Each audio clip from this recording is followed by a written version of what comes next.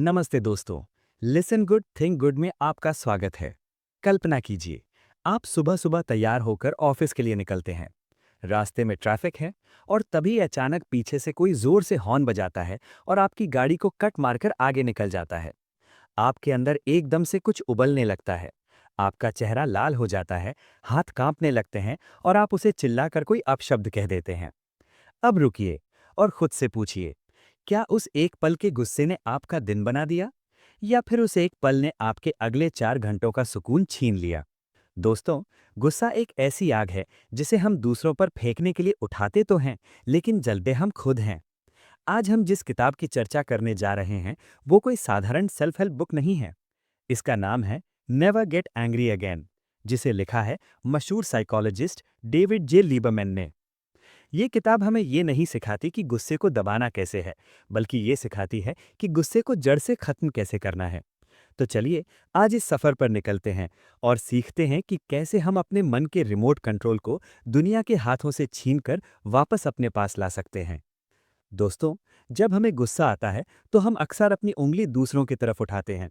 हम कहते हैं, उसने मुझसे बदतमीजी की, उसने मेरा काम बिगाड़ दिया या उसने मुझे धोखा दिया।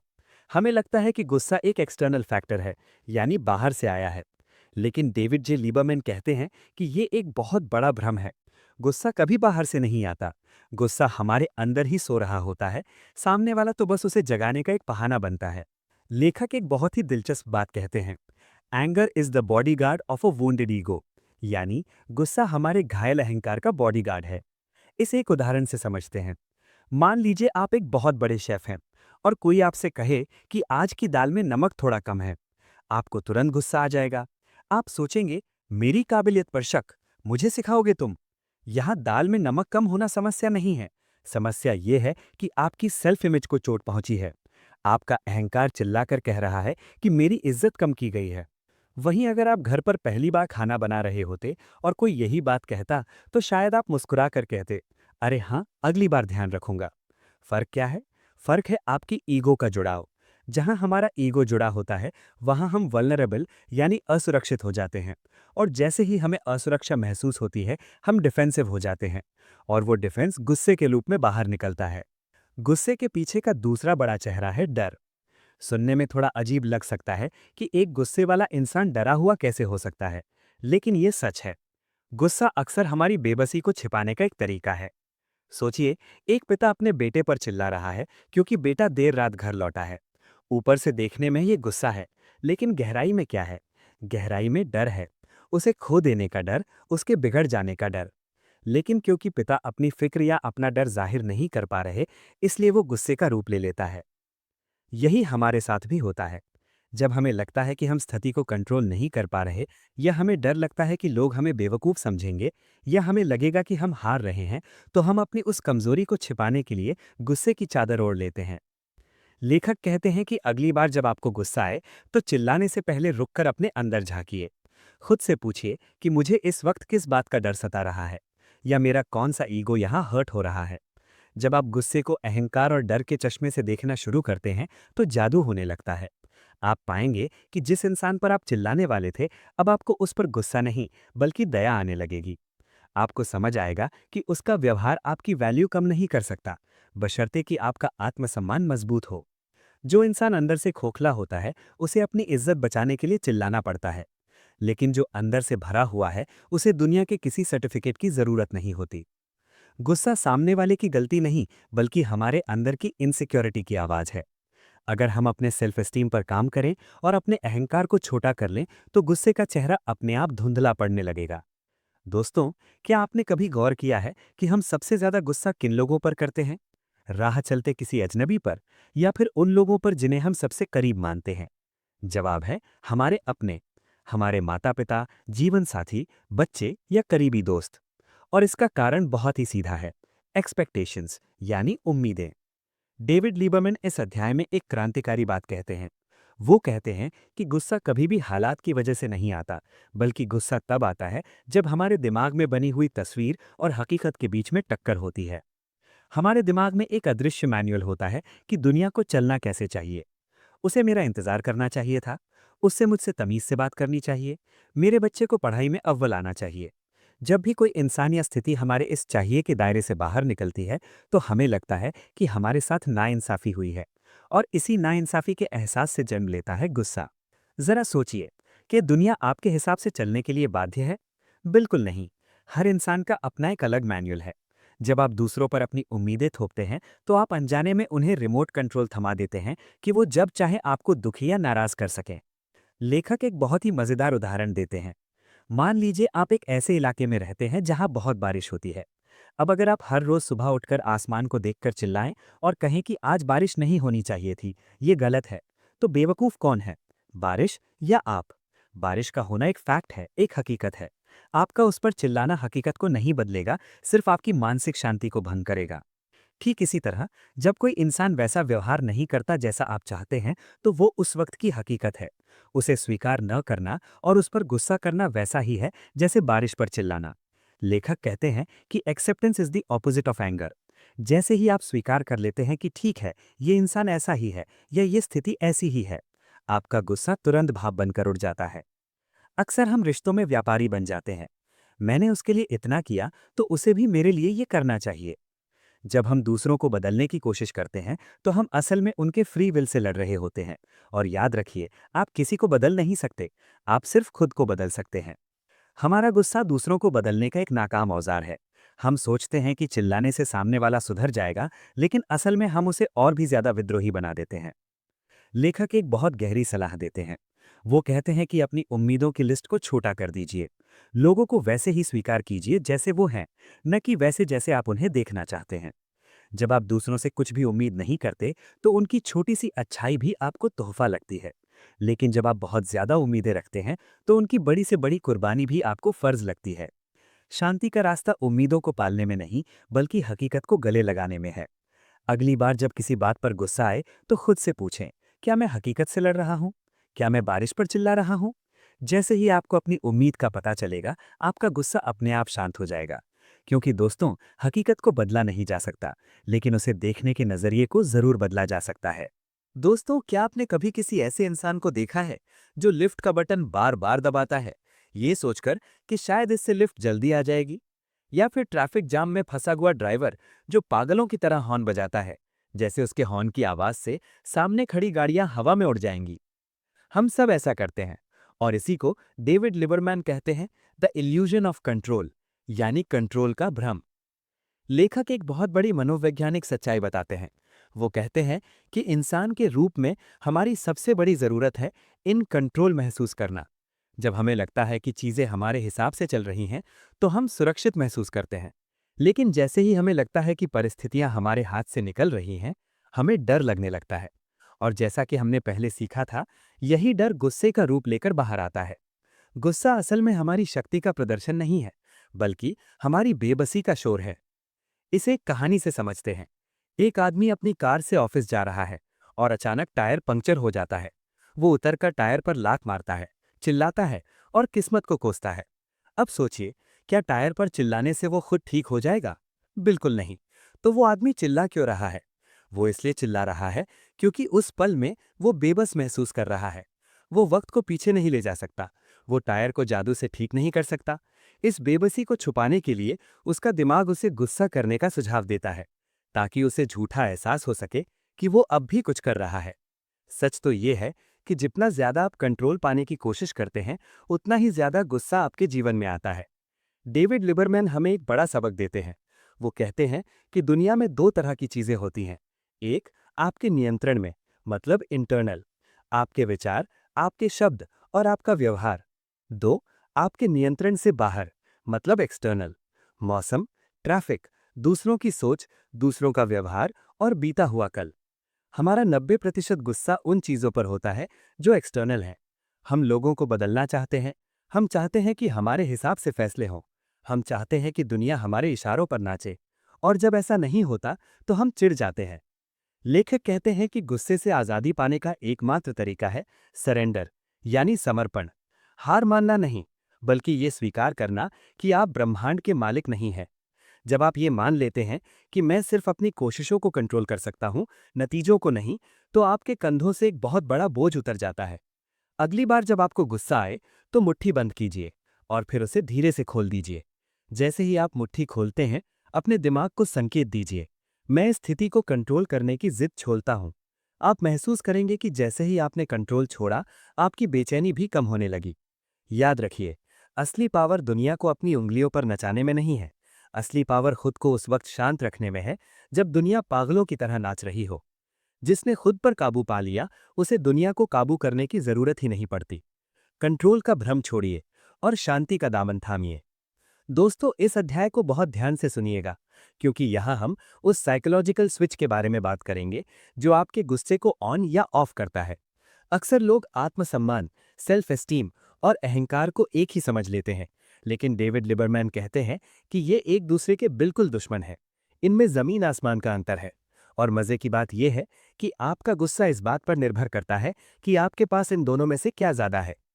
सबसे पहले बात करते हैं ईगो की। ईगो क्या है? ईगो वो झूठी तस्वीर है जो हम दुनिया को दिखाना चाहते हैं। ये एक कांच के घर जैसा है, दिखने में बड़ा और चमकदार, लेकिन जरा सी चोट लगते ही चकनाचूर हो जाने वाला। जिस इंसान का ईगो बड़ा होता है, उसकी सेल्फ वर्थ, मतलब अपनी नजर में कीमत, दूसरों की राय पर टिकी होती है। अगर किसी ने मेरी तारीफ की तो मैं अच्छा हूं, अगर किसी ने मुझे इग्नोर किया तो मैं बेकार हूं। क्योंकि ईगो अंदर से खोखला होता है, इसलिए उसे हमेशा सुरक्षा की जरूरत पड़ती है। और वो सुरक्षा कौन देता है? गुस्सा। कल्पना कीजिए, आप एक पार्टी में हैं और कोई आपके कपड़ों का मजाक उड़ा देता है। अगर आपका ईगो बड़ा है, तो आपको तुरंत आग बबूला हो जाएगा। क्यों? क्योंकि आपकी पूरी कीमत उन कपड़ों और सामने वाले की राय पर टिकी थी। आपको लगेगा कि आपकी इज्जत मिट्टी में मिल गई। अब दूसरी तरफ देखिए, आत्मसम्मान को। आत्मसम्मान वो गहरा विश्वास है जो आपको खुद पर होता है। ये दूसरों की तालियों या गालियों का मोहताज नहीं होता। जिस इंसान का आत्मसम्मान हाई होता है, वो एक चट्टान की तरह होता है। लहरें आती हैं, टकराती हैं और वापस चली जाती हैं, लेकिन चट्टान अपनी जगह से नहीं हिलती। अगर उसी पार्टी में जिस इंसान का आत्मसम्मान मजबूत है, उससे कोई कहे कि तुम्हारे कपड़े अच्छे नहीं हैं, तो वो शायद मुस्कुराकर कहेगा कि हो सकता है, पर मुझे इनमें आराम महसूस हो रहा है। उसे गुस्सा नहीं आएगा। क्यों? क्योंकि उसे पता है कि उसकी वैल्यू उनके कपड़ों या किसी अजनबी के कमेंट से कम नहीं होने वाली है। अहंकार को अपनी रक्षा के लिए चिल्लाना पड़ता है, जबकि आत्मसम्मान शांत रहकर भी सुरक्षित रहता है।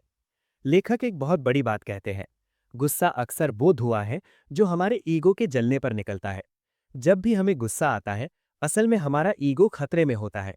हम चिल्लाते हैं ताकि हम खुद को यकीन दिला सकें कि हम कमजोर नहीं हैं, लेकिन हकीकत में जितना ज्यादा हम चिल्लाते हैं, हम उतने ही कमजोर साबित होते हैं। क्या आपने कभी गौर किया है कि जो लोग अंदर से सबसे ज्यादा डरे हुए या असुरक्षित होते हैं, वे ही सबसे ज्यादा गुस्सा करते हैं?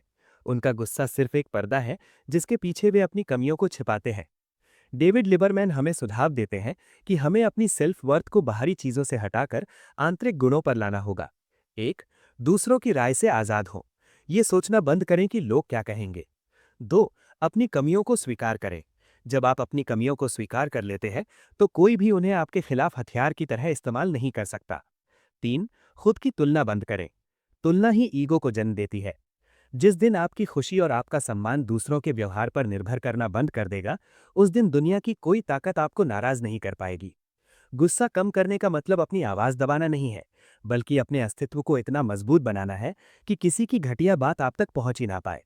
ईगो को छोड़िए, आत्मसम्मान को चुनिए, क्योंकि शांत रहना कोई कमजोरी नहीं, बल्कि सबसे बड़ी सुपर पावर है।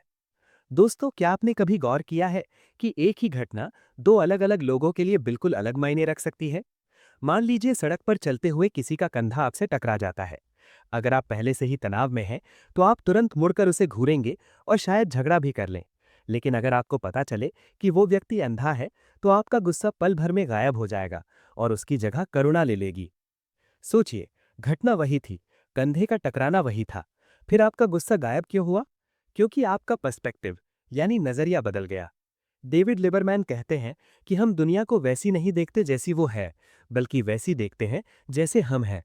हमारा गुस्सा अक्सर इसलिए होता है क्योंकि हम दूसरों के व्यवहार के पीछे के कारणों को अपनी मर्जी से गलत मान लेते हैं।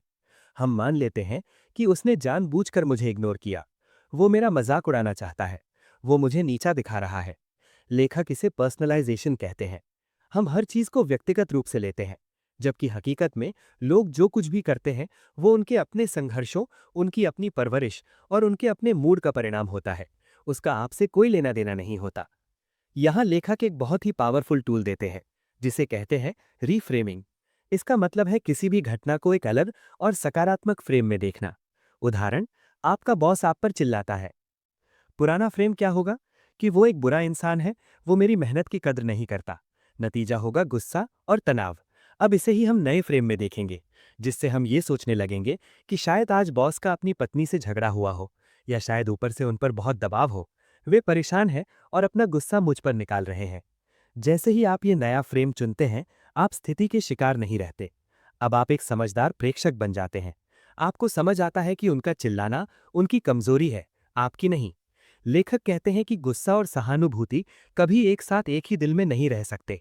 जब आप किसी के जूतों में पैर रखकर सोचना शुरू करते हैं, तो आपका गुस्सा अपने आप शांत हो जाता है। याद रखिए, जो लोग दूसरों को सबसे ज्यादा दुख देते हैं, वे अक्सर खुद अंदर से सबसे ज्यादा दुखी होते हैं।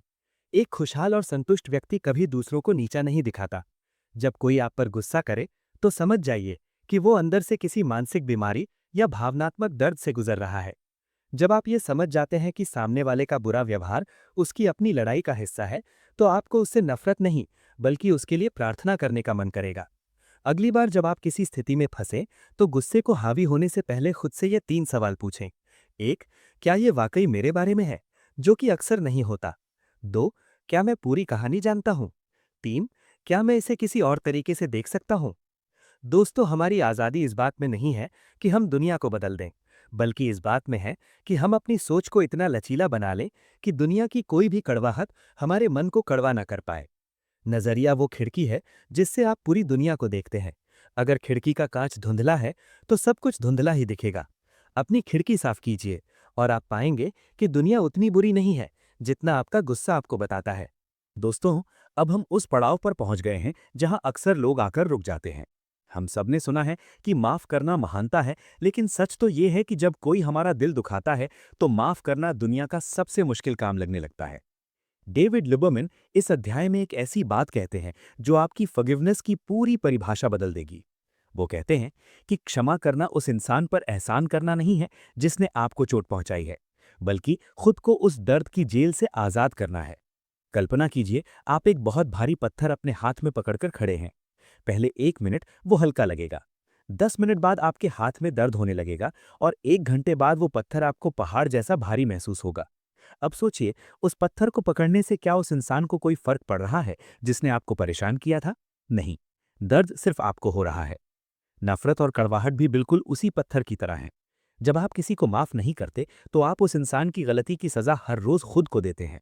आप अपना सुकून, अपनी नींद और अपनी मुस्कुराहट उस इंसान के नाम कर देते हैं जिसने आपके साथ बुरा किया था। लेखक कहते हैं कि हम अक्सर इसलिए माफ नहीं कर पाते क्योंकि हमें लगता है कि माफी का मतलब है 1, सामने वाले की गलती को सही ठहराना। 2, उस इंसान के साथ दोबारा रिश्ता जोड़ना। 3, उसने क्या किया था ये भूल जाना। लेकिन दोस्तों, माफी का मतलब इनमें से कुछ भी नहीं है।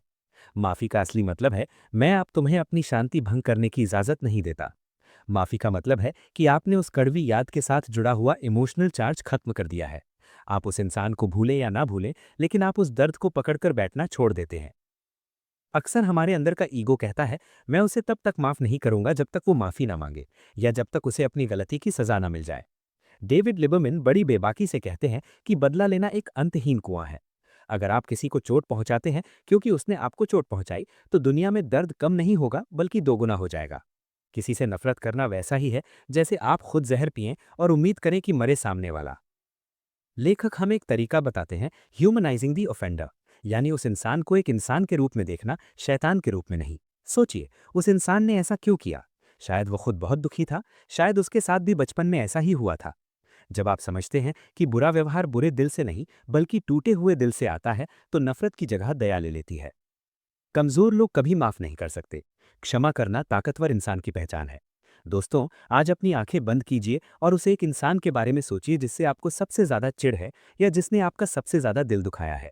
अब खुद से कहिए, मैं तुम्हें इसलिए माफ नहीं कर रहा कि तुम इसके लायक हो, बल्कि इसलिए कर रहा हूं क्योंकि मैं अब और ज्यादा दर्द सहने के लायक नहीं हूं।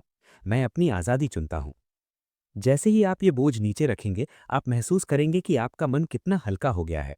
क्षमा आपके भविष्य के लिए एक तोहफा है। अतीत को आप बदल नहीं सकते, लेकिन क्षमा के जरिए आप अपने आज को उस कड़वाहट से बचा सकते हैं।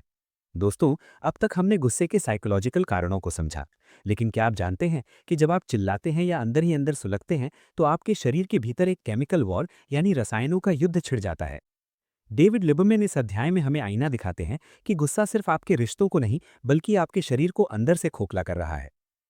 जरा गौर कीजिए, क्या आपने महसूस किया है कि गुस्से के वक्त आपका दिल तेजी से धड़कने लगता है, आपकी सांसें उखड़ने लगती हैं, आपके हाथ पैर कांपने लगते हैं और आपका चेहरा तमतमा जाता है।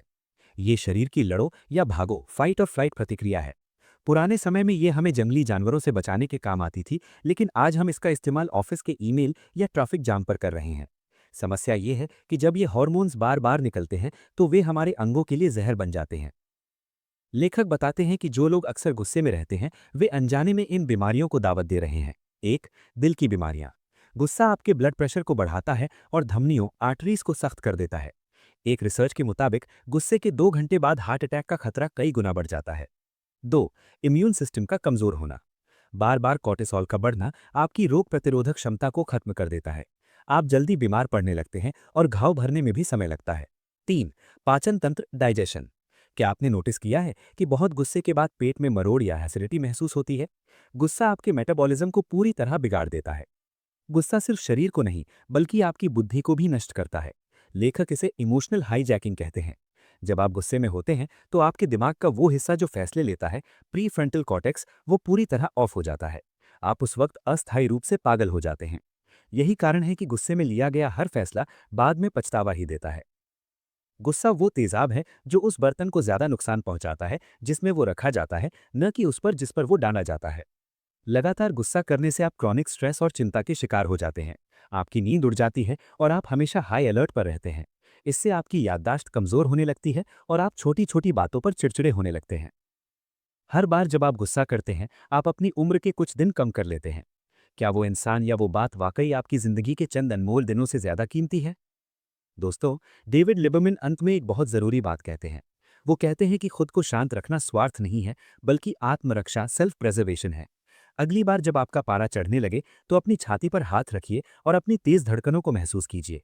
खुद से कहिए, मेरा शरीर मेरा मंदिर है और मैं किसी भी तुच्छ बात के लिए इसे जहरीला नहीं होने दूंगा। शांति सिर्फ मन की जरूरत नहीं है, ये आपके जीवित रहने की शर्त है। अपने से प्यार कीजिए, अपने गुस्से को छोड़ दीजिए। दोस्तों, आज हमने डेविड जे लिबरमैन की किताब नेवर गेट एंग्री अगेन के जरिए एक लंबा और गहरा सफर तय किया है। हमने गुस्से के मुखौटे को उतारकर उसके पीछे छिपे डर, अहंकार और कंट्रोल की भूख को देखा। लेकिन सवाल यह है कि क्या यह सिर्फ एक किताब की समरी थी, या ये आपकी जिंदगी के एक नए अध्याय की शुरुआत है? अगर इस पूरी किताब को मैं एक वाक्य में समेटूं, तो वो ये है: गुस्सा करना एक चॉइस है, कोई मजबूरी नहीं। अब तक आप सोचते थे कि मुझे गुस्सा आ जाता है, जैसे कि वो कोई बारिश हो जो बिना बताए आ जाती है। लेकिन आज आपने सीखा कि गुस्सा आता नहीं है, उसे हम पैदा करते हैं। जब हम खुद को असुरक्षित महसूस करते हैं, जब हमारा ईगो हर्ट होता है, या जब हम हकीकत को स्वीकार नहीं कर पाते। याद रखिए, दुनिया आपको वैसी ही दिखेगी जैसे चश्मे से आप उसे देखेंगे। अगर आप शिकार बनकर जिएंगे, तो हर बात आपको चुभेगी। लेकिन अगर आप विजेता, मास्टर ऑफ सेल्स बनकर जिएंगे, तो दुनिया का कोई भी शोर आपकी आंतरिक शांति को भंग नहीं कर पाएगा। दोस्तों, गुस्सा करना बहुत आसान है। चिल्लाना, चीजें तोड़ना और अपशब्द कहना कमजोर इंसान की निशानी है। लेकिन उस पल में शांत रह जाना, जब आपके पास चिल्लाने की पूरी वजह हो, ये असली बहादुरी है। कल्पना कीजिए एक ऐसी जिंदगी की जहां कोई आपको उकसा नहीं सकता, जहां आपके घर में शांति है, आपके रिश्तों में मिठास है और आपके शरीर में सुकून है। क्या ऐसी जिंदगी उस एक पल के गुस्से से बेहतर नहीं है? जिंदगी बहुत छोटी है नफरत और कड़वाहट में बिताने के लिए। आज इसी वक्त अपने गुस्से को विदा कहिए और शांति का हाथ थाम दीजिए, क्योंकि जो खुद को जीत लेता है, वो पूरी दुनिया को जीत लेता है। तो दोस्तों, ये थी नेवर गेट एंग्री अगेन की विस्तृत ऑडियो बुक समरी। मुझे उम्मीद है कि लिसन गुड थिंक गुड का ये एपिसोड आपके जीवन में एक बड़ा सकारात्मक बदलाव लाएगा। अगर आपको ये स्क्रिप्ट और हमारी कोशिश पसंद आई, तो हमारे चैनल को सब्सक्राइब करें और कमेंट में हमें बताएं कि आज आपने सबसे बड़ी सीख क्या ली। अगली बार फिर मिलेंगे, एक नई किताब, एक नई कहानी और एक बेहतर आपके साथ। तब तक के लिए अच्छा सुने, अच्छा सोचें और खुश रहें। धन्यवाद।